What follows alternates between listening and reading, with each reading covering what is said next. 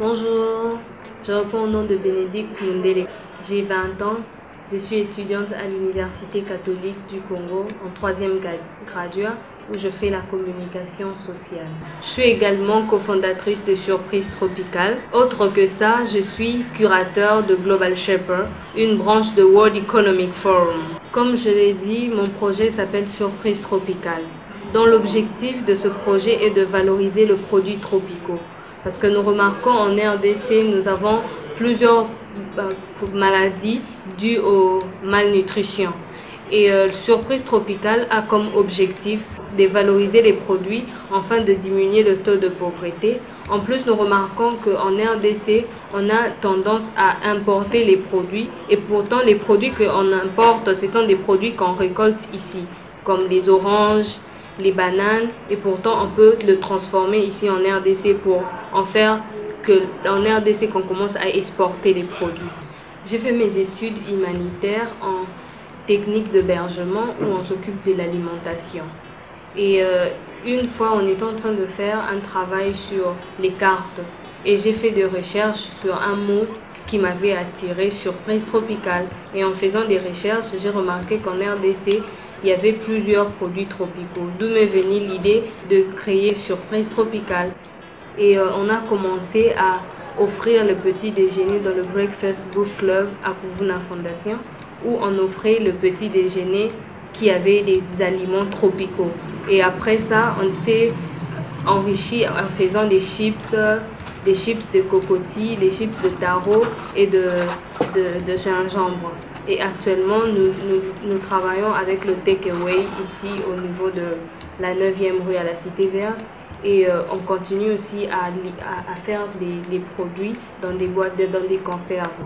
Le problème que mon projet est en train de s'adresser est que la RDC devienne un pays qui peut exporter les produits. On peut commencer à exporter des produits au lieu de toujours importer, parce qu'on dit toujours, plus vous importez les produits, vous exportez les travails. C'est une honte de voir que 90% de terres en RDC, ce sont des terres cultivables. On peut facilement cultiver les produits, mais c'est le pays dont il y a beaucoup de personnes qui souffrent de la pauvreté. C'est pour cela que nous voulons aussi apporter quelque chose de plus dans l'alimentation afin de diminuer le taux des pauvretés alimentaires. Pour ce, Surprise Tropicale a besoin de grands espaces et d'avoir une usine qui permettra à ce qu'on puisse faire de production hebdomadaire et mensuelle pour avoir une livraison pas seulement au niveau local mais que ça puisse s'expandre jusqu'au niveau international.